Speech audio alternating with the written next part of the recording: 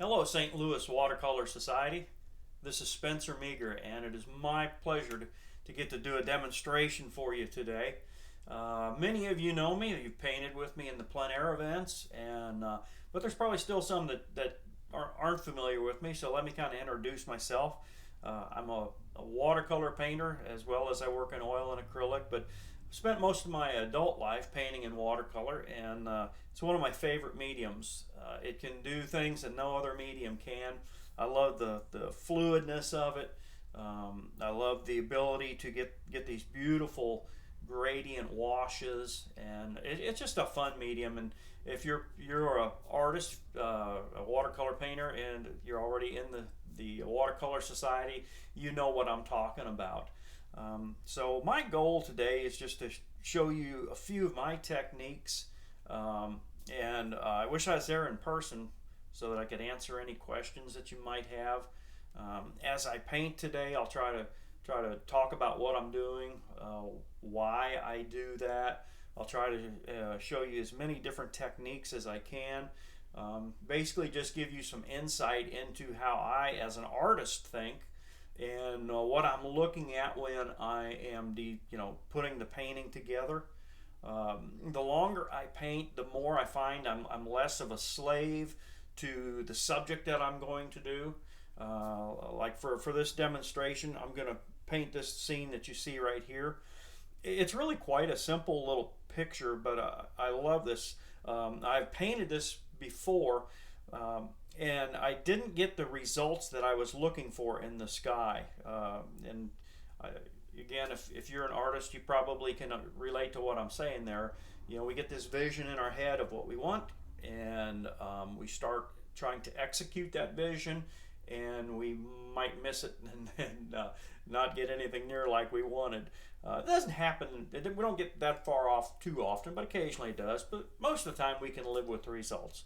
But what I'm drawn to in this, of course, I like the blue up here and this transition that goes down into this deep pink salmon color here. I don't know if you can see it. When I get to painting, I'll zoom the camera in right on the work so you can see what I'm doing. But the moon is right here. I remember taking this photograph. It's not too far from where I live. And it was just a gorgeous early summer or evening. And you can, if you can see, or you will be able to see here in a little bit, these trees right here are kind of got this salmon color. So before I do anything with this, I'll tell you a little bit about my approach to how I'll paint this. To get this gradient, I'm going to first saturate my paper just completely. Well, let me back up. I'm going to sketch it out. I'm going to mask out this moon right here with some masking fluid. Then when that's dry, I'm going to take and saturate the painting completely. And I will take and rotate it just like this right here. My watercolor block. This is 12 by 16 Arches watercolor block, 140 pound. No, I think this is 300 pound.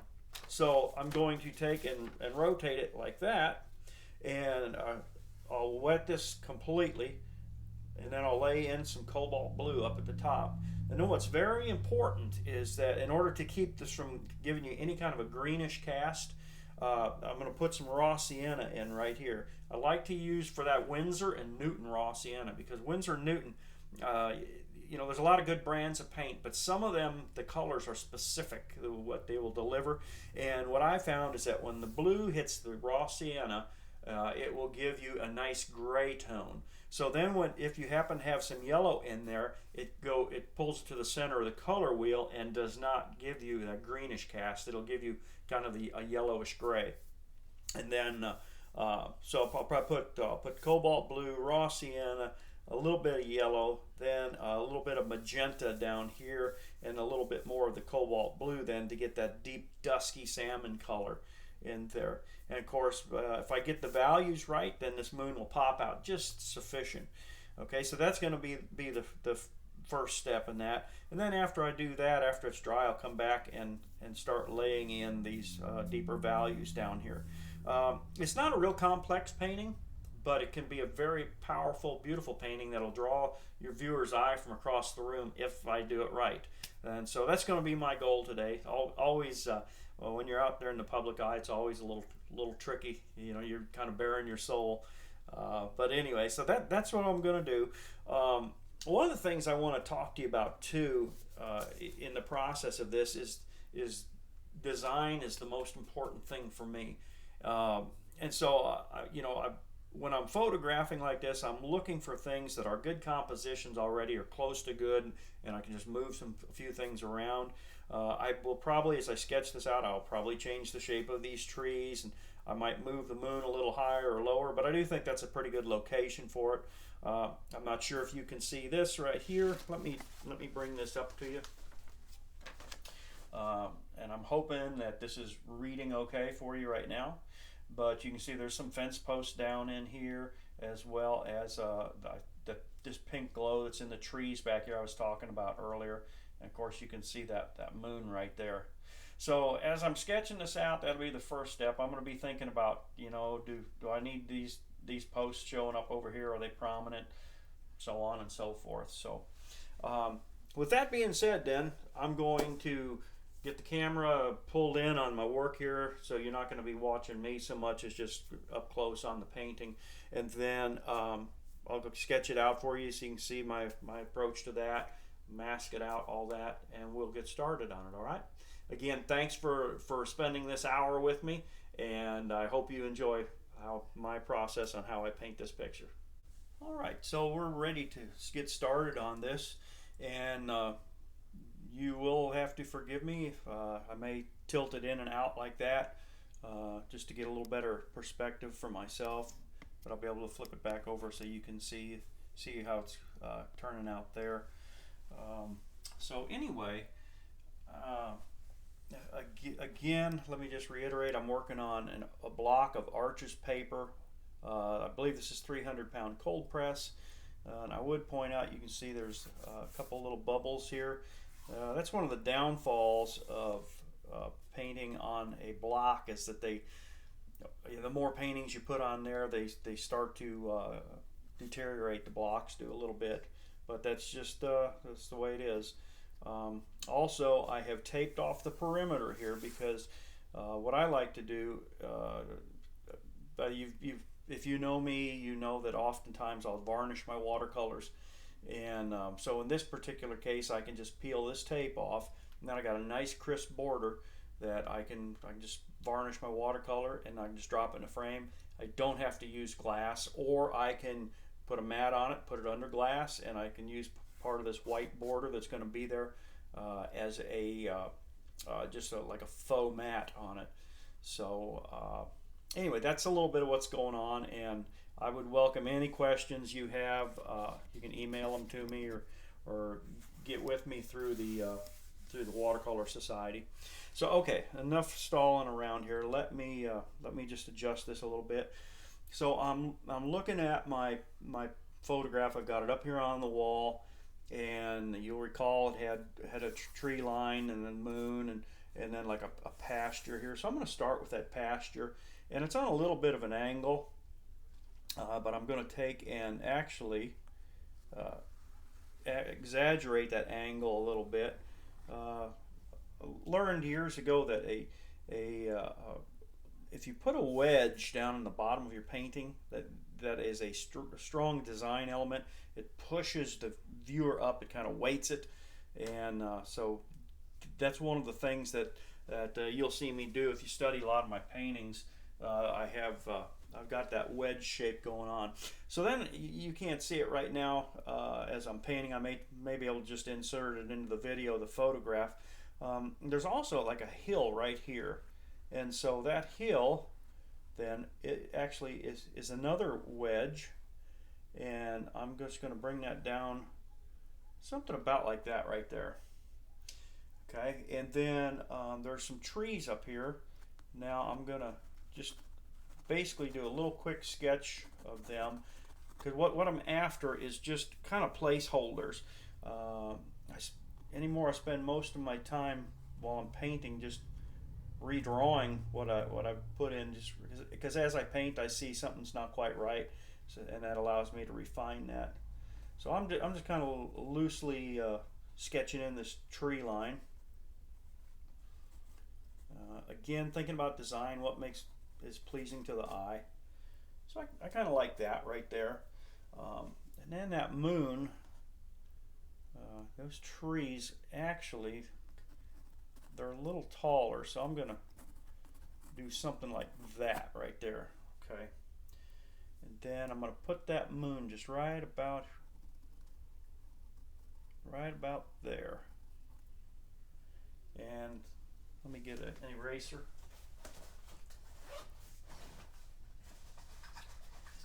With this video, you are getting the raw footage. There's nothing polished in this. You're getting to see all my mistakes and everything. So that was a little bit dark, my pencil line, and I want to try to get it a little rounder in shape. So there we go. All right, and then there's some little fence posts down here, and they add a little something to the mix, so I'm going to put them in. And I'll do a little short one there. It kind of give me a little variety of shapes, and maybe one more over here. And then there's also some trees here that go something like this. Yeah, like that. Doesn't look much like a tree, but it'll work for my purposes. So there is the first step right there. I just got it sketched out. Took me about a minute and a half. I'm going to grab my bottle of masking fluid. And a little tip for you.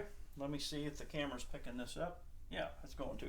All right, so I bought this bottle of Cheap Joe's masking fluid years ago, and it's the bottle is just the perfect size for a plein air painter, so eventually I don't use enough masking fluid to use up a large bottle, so I usually end up throwing half of it away. So what I do, I'll just take and keep filling this smaller bottle up, and it works really good. So any little bottle you've got like that right there that'll seal it up, I would recommend you do it. It'll probably last you a lot longer that way. Okay, and then I wet my brush, and then I dip it. Try to go no farther than that, because then I don't want to get it up here in the ferrule, because that's going to ruin the brush for sure. And this is just one of my watercolor brushes. It's not a special brush for it. People argue with me that you'll ruin your brushes. Well, you can, but if you take caution, you won't. At least I don't. And if you feel differently, that's fine.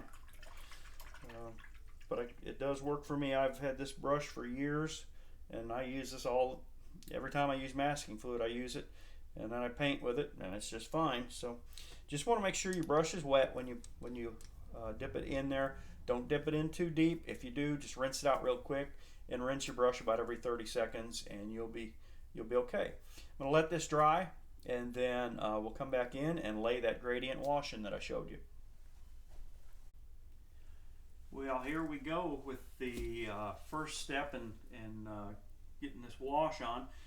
Before I do that though, let me just tilt the camera down so you can see what my setup looks like. The whole rig I've got there is by N Plein Air Pro. It's basically a traveler's watercolor kit, and I've got their plastic palette, but I'm just using it as a shelf right now because I've got Anderson Products folding palette, their aluminum palette, and that's really my favorite palette of all of them that I've got.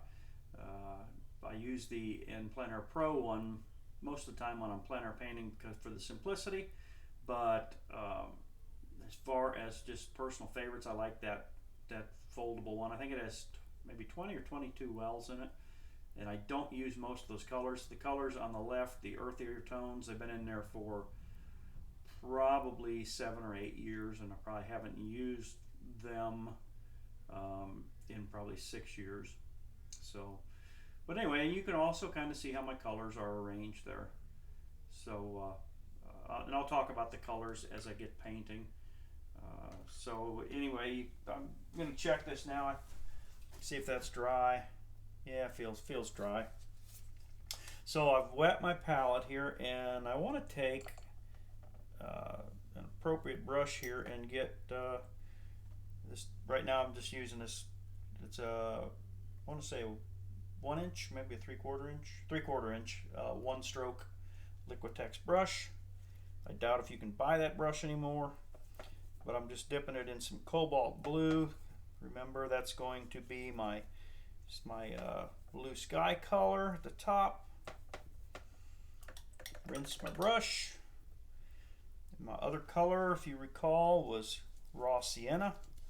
So I'm getting some of that fired up, and raw sienna looks a lot like yellow ochre. And I'm really hoping, it's been a long time since I used that. I hope that's the Winsor Newton raw sienna. We'll find out. If it goes green on me, we'll know it wasn't. And then I want to get some magenta. And like a permanent magenta is really wonderful. So, and all I'm doing is just beating these colors out on my palette here so that I know what I've got. I'm going to start with a little lemon yellow as my other one. So let me tip that camera down again so you can see. Okay, and there we go. You see what colors I got there. The cobalt blue, permanent magenta, or just a regular magenta. Could even be an opera. I don't know. These colors have been in here for a long time. Then what I believe is raw sienna there from Winsor Newton. We're going to find out. And then some yellow. So you can see about how much I've got mixed up. You can see how wet it is. And next thing to do then is just get to painting. Quit talking about it and do it. So I'm going to take a spray bottle. In this case, it's just an old Murphy soap bottle. Rinsed it out real good, filled it with water, and I'm just going to take and spritz that right there. And what I ought to do, I'm going to take a couple of pencils and lift this off of here. Throw a couple of pencils down in there, and that will hopefully hold my watercolor block up off of this lip that's on here so that the water can run down and not try to wick back up into my watercolor block and cause me frustration.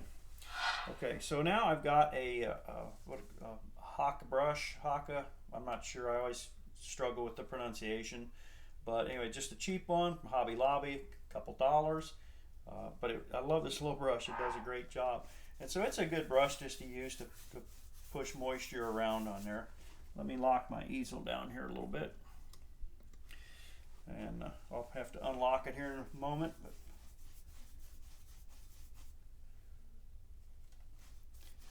so I'm just making sure that the paper is just thoroughly saturated. I don't want any dry areas on it because I want to get that nice gradient going. So I've done that, and quick glance up at my photograph to make sure that everything is in my mind is understood. So like right through here is where the raw sienna needs to go. The cobalt's going to go up here, and then I'll transition them into each other, and then the pinks and the yellows and stuff will go down here. So here we go with the raw sienna. Remember, that's just a buffer to keep me from getting a green, but it's important I get enough of it in there to do what I need it to do. Okay. So there's that. I'm kind of tickled with what I've got there so far. Let me grab a paper towel. Always need a paper towel. And I'm going to grab some of this pink next. Usually I go the other way, but I'm not going to this time. And just trying to keep it simple. Bring that up in there and get that earthy color going. I'm going to kick a little bit of yellow in there. Just try to get a glow. Now because you painted this so wet, I got plenty of time. I don't have to panic. Okay, so I'm just going to let those colors float around on there. And my technique that I like to call it letting it paint itself. And that we're going to be flipping this all around and making those colors migrate. So I'm going to go up here into the blue sky area. Just like that. Oop, got too much gunky paint there. Gotta be careful with that. And I got a little too much moisture in my brush. It's alright, taking my time. Just like that. And now I want to put some of that blue down here into that violet, or to get a nice, that violet-y cast. So I'm going to mop up this excess that's puddling up on me down here. You're going to see why. And I'm going to just take and rotate that like that. Let me check the camera, make sure it's getting it. There we go. And that looks pretty intense right now. I'm also looking at the shine on here. And so far, so good. It's got plenty of moisture. Get my arm out of your way. It's got plenty of moisture. Now I just want you to watch these colors up here. They're just going to work their way down. And you can see that is really, really wet and really vibrant right now, but all of you watercolor painters know that it's going to dry quite a bit lighter. So that's okay. Starting to get that violet cast, that early dusk color going there. Okay, so let's flip it around again. See what it does.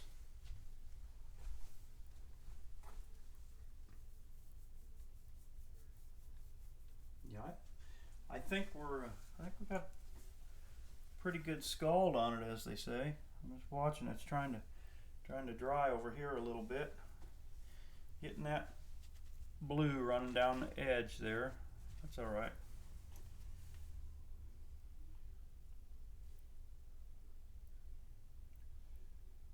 Now I'm just hoping that this blue keeps going down. Which I'm watching for that to losing the shine. I'm getting a little bit of starting to dry over here a little bit.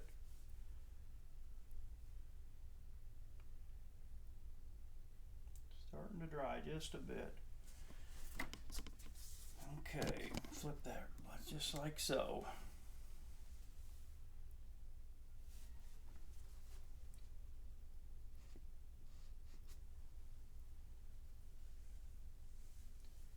Okay, I think I'm going to just leave it sit just like that, and hopefully these colors will keep moving down. This raw sienna-ish and yellow will keep moving down into the blue here, and will give me the nice transition that I'm looking for. And I'm going to do the kiss of death. I'm going to try something here. You shouldn't do these things when you're when you're filming, but why not? I'd rather make the mistake for you.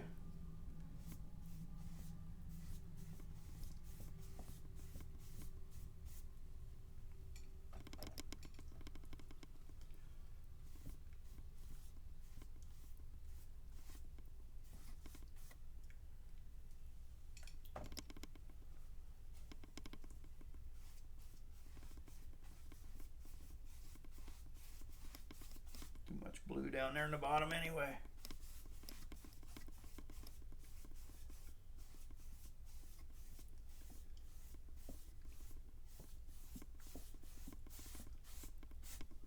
Go. Now we'll see what happens there.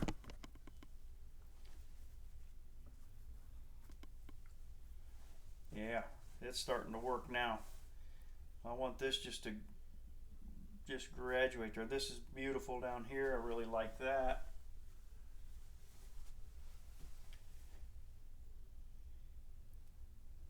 Just give it a little bit of time, do its thing here. You can see it's warping. This is getting really soft and nice here, getting that nice dusky glow. So now I'm going to flip that around, And now I'm just going to let that creep down there. I think it's going to be just what I was hoping for. Yeah. Okay, so this is what I term letting it paint itself. And so the gravity, it's got plenty of fluid. The gravity is working to our favor, and it's just inching its way down. It gives you these nice soft transitions. This is a little bit of a harder transition than I want, but I may flip it one more time. We'll see. Got to do that before it dries up on me. But so anyway, no point in letting you sit here and watch paint dry. I'm gonna probably rotate it one more time, and then I'll bring it back to you when it's dry, and we'll go on to the next step. Okay? All right. Hope you're enjoying this. Well, you can see what it looks like after it's dry.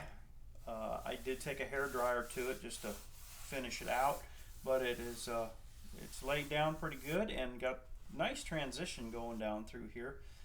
Colors aren't quite as dark as I would like, but every time I paint one of these gradient skies, I kind of tend to feel that way until I get the rest of the darks put in. So I'm going to reserve judgment for a little while on that. My moon is right there. One of my goals is I hope that moon pops out just the right amount. And I'm looking at the photograph up here, and it's not real stark in the photograph either. So we'll see. We're just going to add get in here and add the land masses down here to it. So let me take and spin this around just a little bit. Unlock that. Spin it where I can have a little more direct view of it. And you can still see it, so that looks to be pretty good right there. Okay, so I'm looking at my my photograph here. Let me take it down off the wall here, and you can see right in here is I'm just going by values now. In watercolor we work light to dark typically. So this grassy area down here is my next my next value. So probably what I'll do is mix up that color, maybe with a little bit of phthalo green to get that. And then I'm going to carry that on up here and paint the trees and everything. But I want to try to maintain some of this pinkish cast in there. Also, I'm going to, I guess I could have masked these fence posts out, but I'll just try to negatively paint around them and see if that works for me. So we'll see what we come up with. So I'm going to take and set my pick brush or Haka brush aside, and I don't need to clean my water out because it's nothing too significant there. So I'm going to start with a little bit of phthalo green, not too much. One of my favorites is to get a good dark is phthalo green and alizarin crimson, and you can also use magenta. It'll give you a little different dark.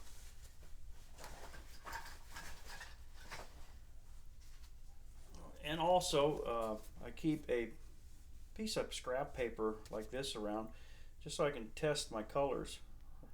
Okay. So that right there is pretty close to what I want for the foreground here. Maybe might make it a little darker. And these pieces of paper, these scraps, guess what? They are old paintings. There's one that got all cut up. So they don't all make the cut, or maybe they all get cut. I don't know.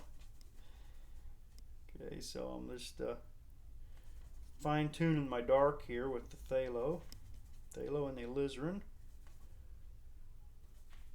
Grab me a little bit of magenta in there.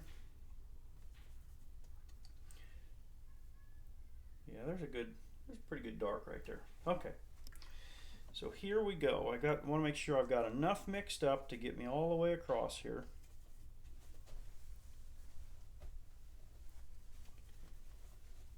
One more check. Okay, and I'm just going to start in right up here in these trees. and I'm trying to leave some sky holes in.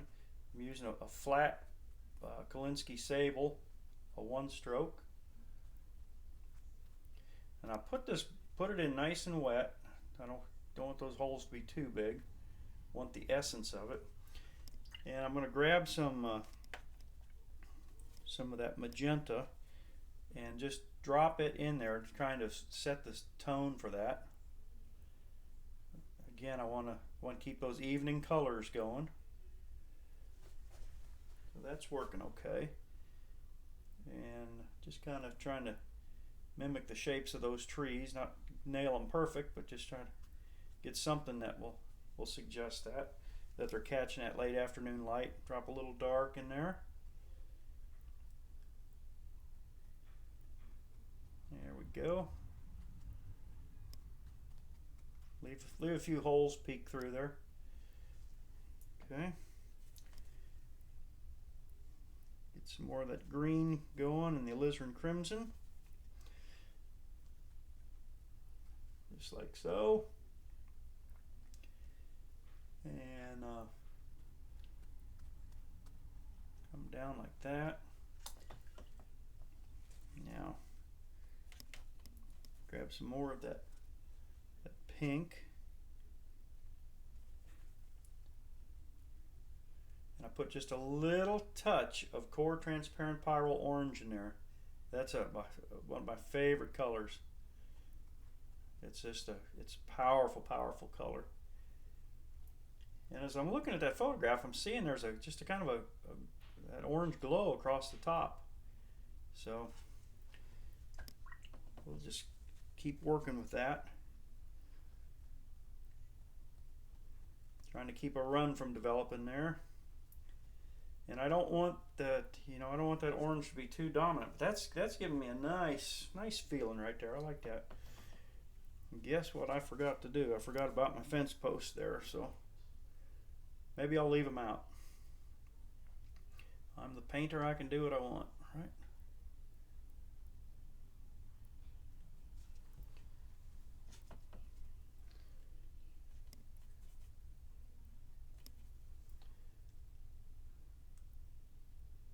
A little bit up there at the top. Kind of get that glow going.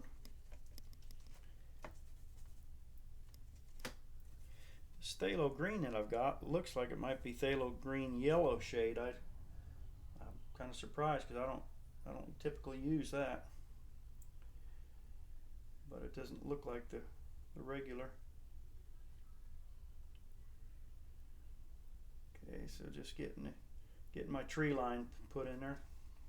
It's a little green. Go back and pick up my pink and the hint of orange in there. Kind of break that up. I'm going to add a little bit of blue to this green mixture that I got, that dark, because I want to cool it down over here and add some variety to it. There we go. So we got some nice stuff happening there. Okay, I'm going to come down here. My pencil lines, this is rare for me. They've washed away, and I don't even see where the fence posts were. So I'm going to just see if maybe I can just kind of fudge them in there. Get me a little bit of interest going here. Let's say we put one right there, and then another one right there. And there's one that wants to come out.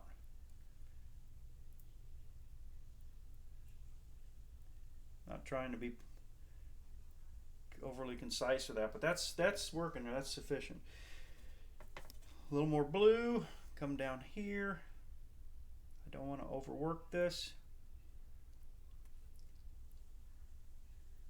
Come across like that. Working nice.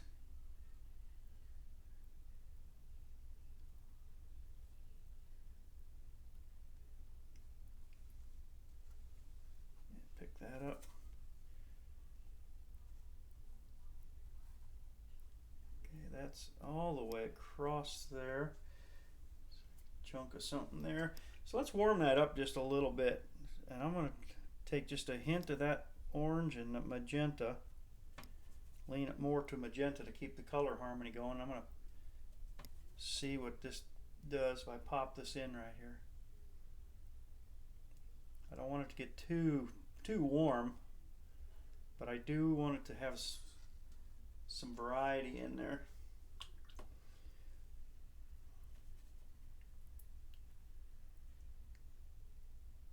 You can see how wet that is. It flows on me, runs down. This is okay right here because that's going to be that hill, if you recall, in the photograph. So I think that's working pretty good right there. I'm happy with that. I think looks a little darker. I just had to look at the camera here. You're seeing it just a little darker than my naked eye sees it, but it's working pretty good. Clean that dribble up right there. Spin that around. Going to get that blossom there, but that's all right. Like I said, that's going to be foliage and stuff. So I just have to make a decision. Do I like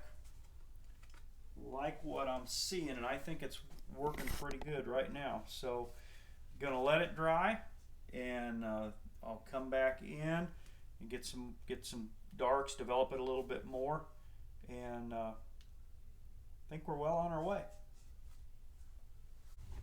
Well, I've got it all dry, and I used the hair dryer on it, and this feels about right. So it's really working pretty good. Let me once again pull this picture down so you can kind of do just a quick comparison there. Not quite as dark as what you see in the photograph, but that's okay. I'm going to add some more darks. This is where we get to really the fun part of painting. Is now I can just do some mark making and just a little bit of embellishments and have fun with it, and just kind of push it.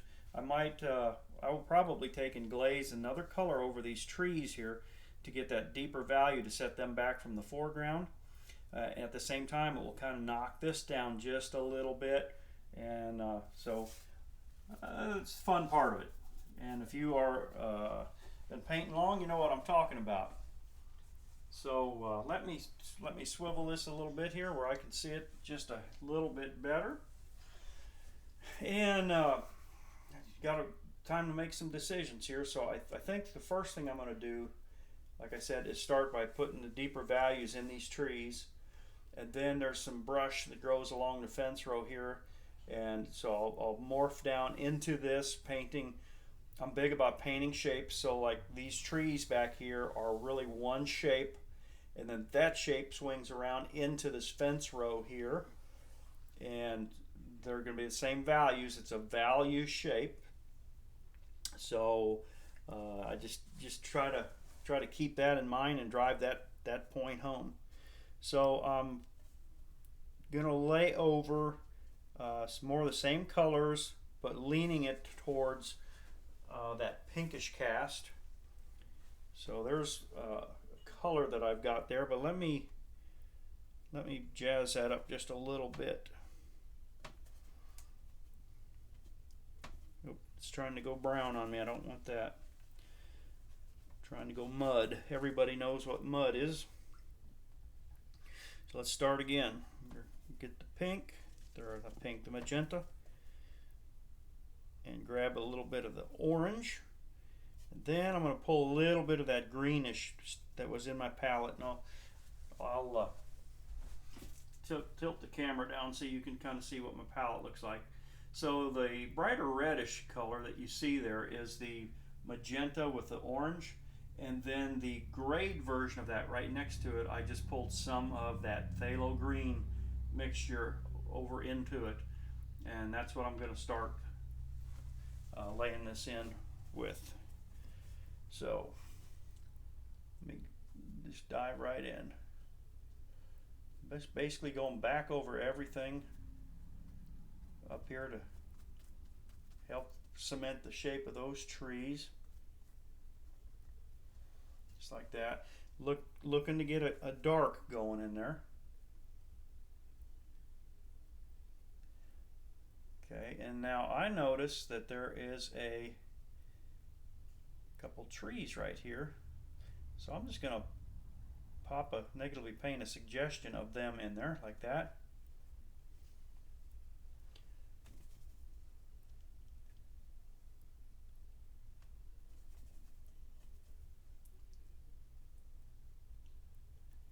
And this is a little dark, I'm sorry, a little light for my taste there.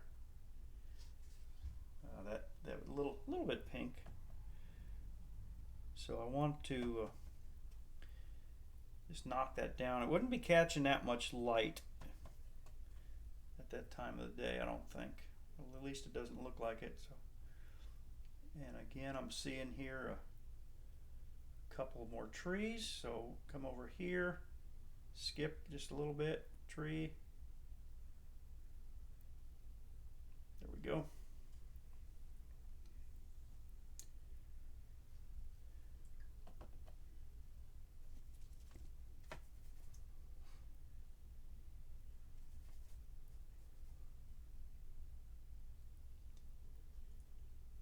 Pretty dark right there, but that does add some nice excitement to it. Just got to make sure that doesn't puddle up and run on me there.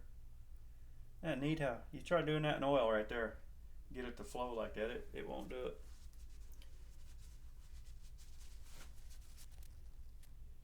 Take and drink up a little bit of that. It's trying to run on me.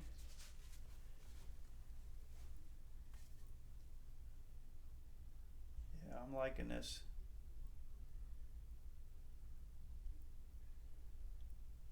And then I need to darken down lower in there because the bottom of those is not catching the light, just the tops of those trees. Just like that.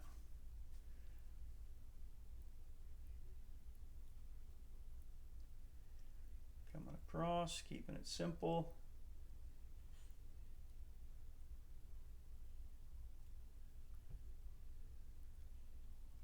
I need just the right value of dark there to make that come forward. And I think I'm getting it.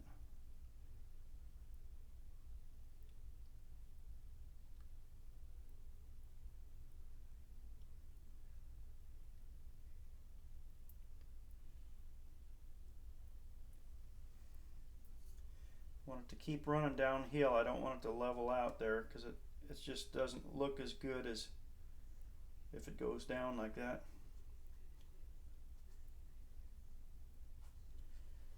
Okay, so this pulls your eye here. My goal is, direct the viewer where they're going to look. So by this warmth here, that's your eye naturally wants that, and then hopefully it will go right up to that moon when it's all said and done. So now I'm going to come over here and put these trees in that are in the photograph there, where the fence row pops up. Do this right here. And I'm not too concerned about being a slave to the photo at this point. However, I do want the whole story to be believable.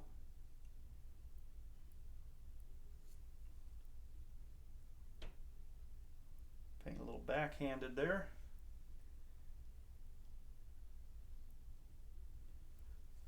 Okay, gotta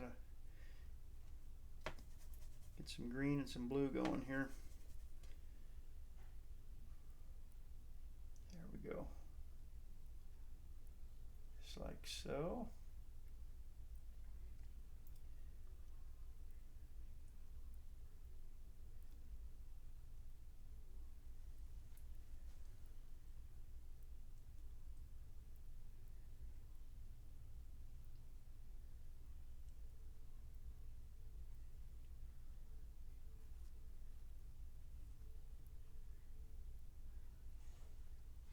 Thinking about that angle. Now this is too chopped off here, so I'm gonna have to do some modifying there.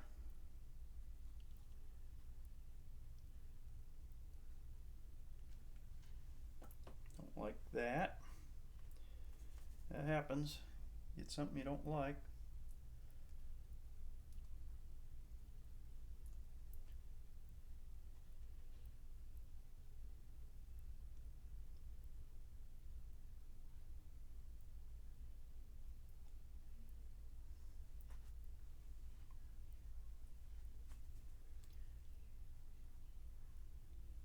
Bend that wedge I was talking about earlier to make it a little more prominent.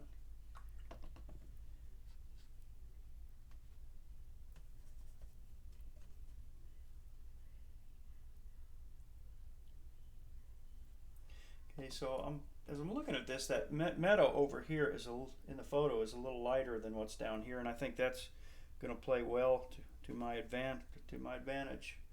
So I'm just going to warm this up down here. Do a little bit of dry brushing across there. And also this up here.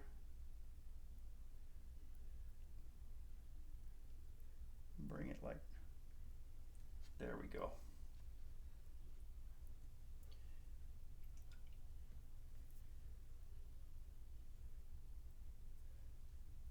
Trying to think here, this needs to be pushed up just a little bit more.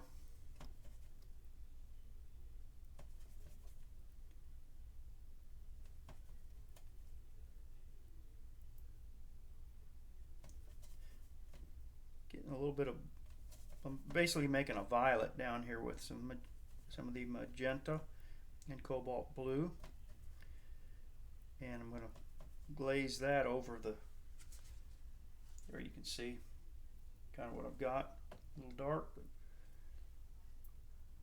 I'm going to glaze that over that right there, kind of push you up.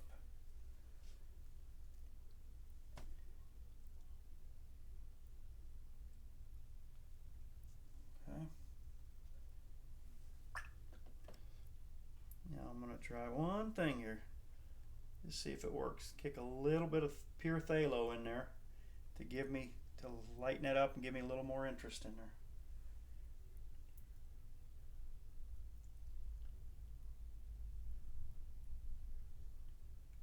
There we go. Yeah, I like that. That's good. That's good. Okay, so I need to let that dry, and then I'm going to come back in, maybe put a couple of dark fence posts in, a few more little dark strokes, and then we'll be done. After I take the masking fluid off the moon and take the tape off around the edge. So I've got it dry and given it a once over here. I just think I need to come in and put a few dark marks in a few places. Also need to take the masking fluid off of the moon here. That'll tell me how bright that is. Look at there, that's popping out just about right. Not too much, but just right. There we go. I like that. Stands out just about the way I want it to. So let me spin this around here. My light is changing. I'm using artificial and natural light, and the sun is dipping down in the sky out there, so my natural light's quickly going. So I'm going to try to finish this up for you so the quality of lighting is not too drastically different.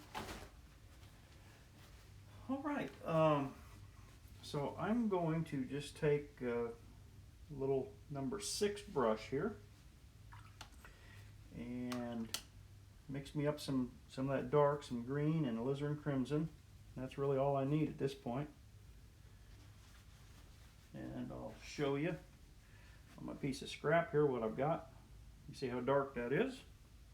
These are going to be my strong points here. And I'm just going to come in here and make some marks.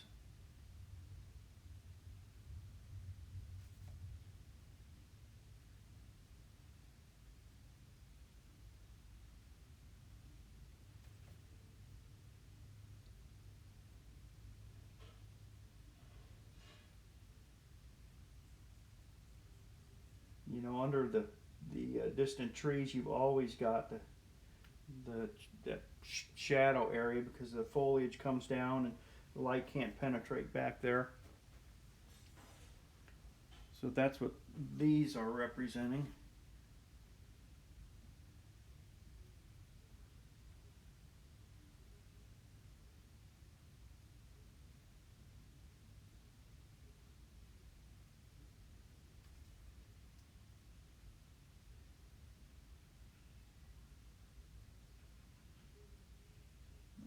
Bringing that forward.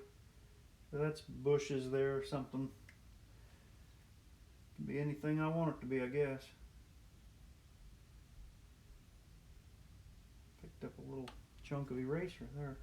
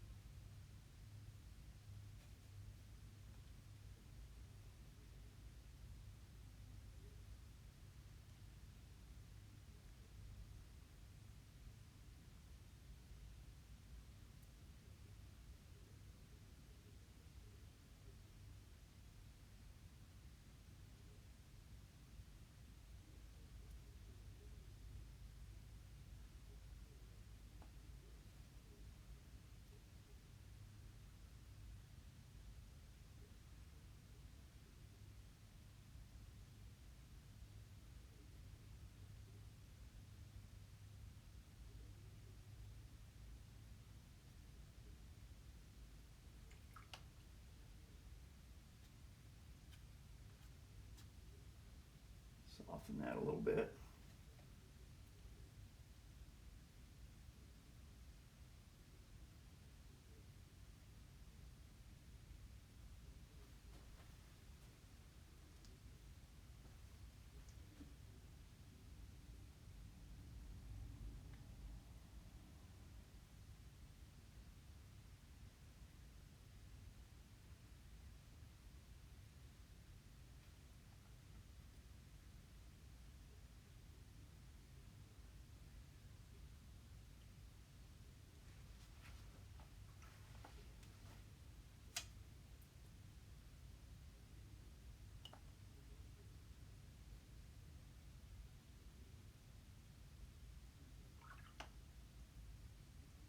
A little bit of pink popped in there, but that's all right.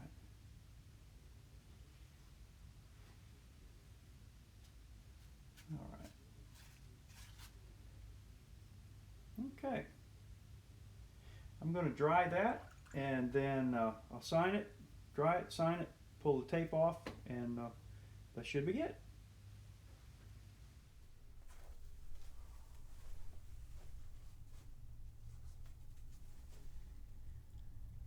So the most important thing in the painting, not really, but it is important, is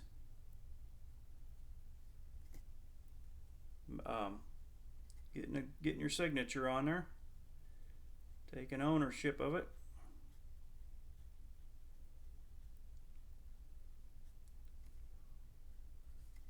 There we go. That's all signed up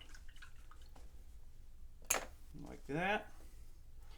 I'm going to take it off of the easel, and let me spin it around before I do this next step. Take it off the easel and let you see there what it looks like full on, and get those pencils off of there.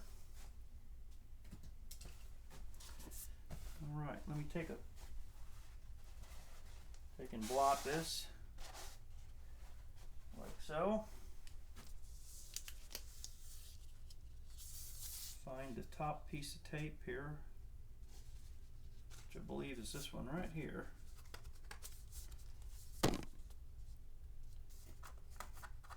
Always enjoy this part of it because it's kind of like the big reveal.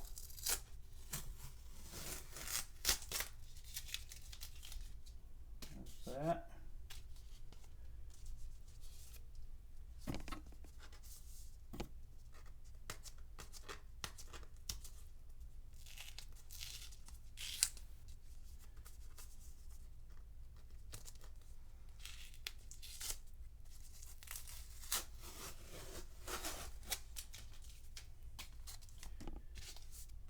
So,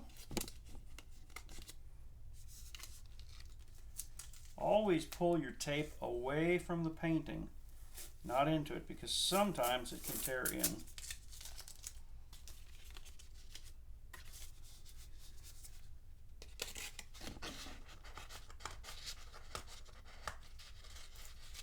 There we go. All right. So there is the final version of it. Let me tilt that so you can see it straight on. I think it turned out pretty good. It's got some nice colors in it, got some nice brushwork, got that nice gradient in the sky. There's the photograph for you to see. So this is more colorful than that. It's got more yellows and stuff, but it's a pretty good representation of it, yet without being a slave to it. So we come to the end of it, and I'm happy with the way it turned out, and I'm really happy that I've been able to spend some time with you, showing you some of my techniques. If you've got any questions, something you'd like to know a little bit more about, don't hesitate to contact me. My website is spencermeagher.com. That's SPENCERMEAGHER.com.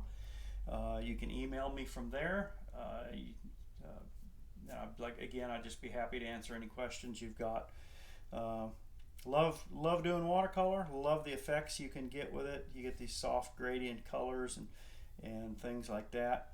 And so it's just a great medium. I hope you might have picked up something, a little technique that you didn't realize before. And so that's my goal. I love to help educate, teach people. I'm always learning, and I like to share that with others. So, all right. Well, thank you again to the St. Louis Watercolor Society for extending the invitation to me to do this demonstration, and we'll hopefully be able to get together pretty soon. Thanks a lot. God bless.